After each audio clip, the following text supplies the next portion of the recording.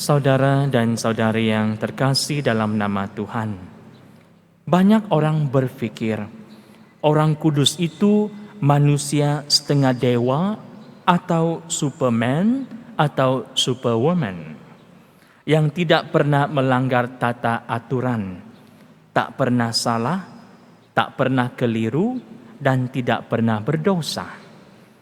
Kalau kekudusan berarti tidak pernah berdosa, banyak nama-nama orang yang dibeatifikasi dan dikanonisasi gereja akan terhapus dari daftar dan kalender liturgi. Karena tidak mematuhi pensyaratan, tidak bersalah, tidak berdosa. Dan kalau kekudusan dimengertikan sedemikian, mungkin kita semua sudah harus menyerah mengejar kekudusan sebagai orang beriman, karena tak ada dari kita yang tidak pernah berdosa. Setiap kita mengalami perkara yang sama. Ajaran gereja menegaskan bahwa ada 3 gereja himpunan umat Allah, yaitu yang pertama, gereja ziarah, kita yang masih hidup di bumi ini. Yang kedua, gereja pejuang, di mana jiwa-jiwa di api penyucian yang mengalami pembersihan dan pemurnian. Dan yang ketiga, gereja kudus, mereka semua yang berbahagia abadi di surga. Jadi para kudus adalah pribadi yang sungguh telah menjalani sabda sebagai Tuhan Yesus. Mereka adalah pribadi-pribadi yang miskin di hadapan Allah, berduka cita, lemah lembut, lapar dan haus akan kebenaran, murah hati, suci hatinya, membawa damai, dianiaya karena kebenaran dan fitnah. Dalam kondisi apapun, mereka yakin akan kasih dan kebenaran Allah dan setia mengikuti jalan Allah. Saudara dan saudari, merayakan para kudus kita boleh diartikan merayakan kehidupan manusia yang setia pada Allah. Para kudus adalah petanda pribadi yang mana kita setia hanya kepada Tuhan Allah kita, Yesus Kristus. Maka merayakan para kudus ini menjadi satu kesempatan bagi kita sekali lagi untuk melihat sejauh mana kesetiaan kita pada Tuhan. Kita pun boleh bertanya, apakah kita selalu ada pada jalan Allah? Apakah kehidupan saya ini sentiasa terarah kepada jalan terang? Coba kita renung diri kita.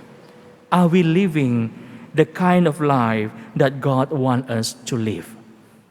Saya rasa itu menjadi satu renungan bagi kita.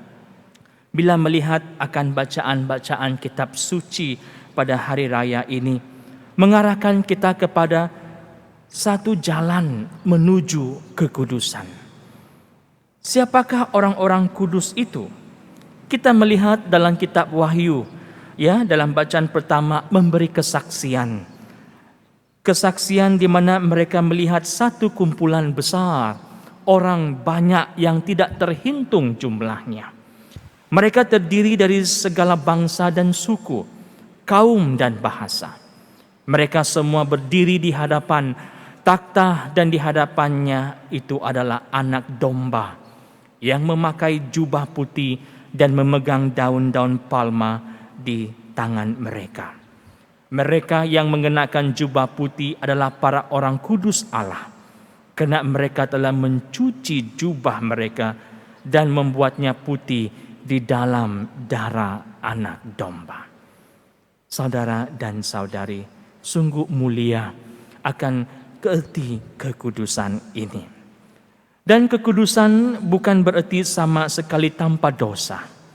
Dalam sabda bahagia yang kita renungkan dalam Injil, dalam liturgi hari ini, Yesus juga mengatakan, berbahagialah orang yang tidak pernah berdosa. Yesus pertama-tama menggaris bahwa tentang orang miskin di hadapan Allah. Miskin berarti tidak punya apa-apa. Satu-satunya yang dimiliki adalah hidupnya yang terarah kepada kehidupannya sendiri, hidup apa adanya. Tak ada apapun yang mengganggu, dianya fokus hanya kepada pandangan Tuhan. Itulah orang yang bahagia, kekudusan bagi Yesus. Orang kudus dan bahagia adalah dia yang sentiasa memusatkan dirinya kepada Tuhan. Orang yang sentiasa berfokus kepada Tuhan secara otomatis akan menghindari dosa. Tetapi saudara dan saudari, kalau dia sendiri pernah berdosa, tentu akan mendapat pengampunan dan sendiri secara pribadi akan berubah dan transformasi akan berlaku dalam dirinya. Saudara dan saudari, mereka yang dibeatifikasikan menjadi santa dan santo ini oleh gereja bukan orang-orang yang sempurna, tanpa dosa dan tanpa cacat celah, tanpa kesalahan. Mereka juga manusia biasa sama seperti kita. Hanya menjadi luar biasa karena mereka sungguh memusatkan diri mereka itu hanya kepada satu jalan, yaitu jalan kebenaran kepada Tuhan.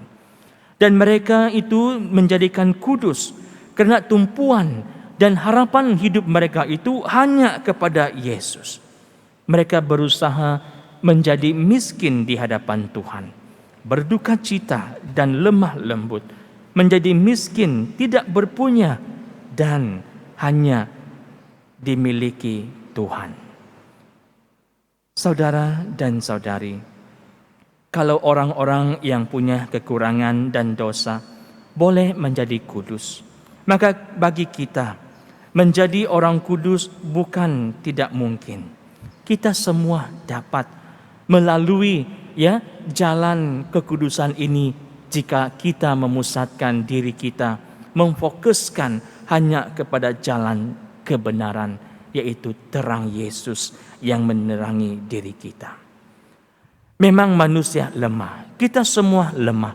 Kita seringkali jatuh di dalam pencobaan, godaan dan sebagainya. Sebagaimana apabila kita menonton television, TV, kita mudah sekali berpindah-pindah channel. Sulit untuk kita memusatkan hanya pada Tuhan saja. Kadang kita fokus pada channel tentang keuangan dan kekayaan sehingga Tuhan tidak menjadi pusat perhatian. Kadang kita memfokuskan pada popularitas dan kekuasaan sehingga Tuhan tidak dipedulikan.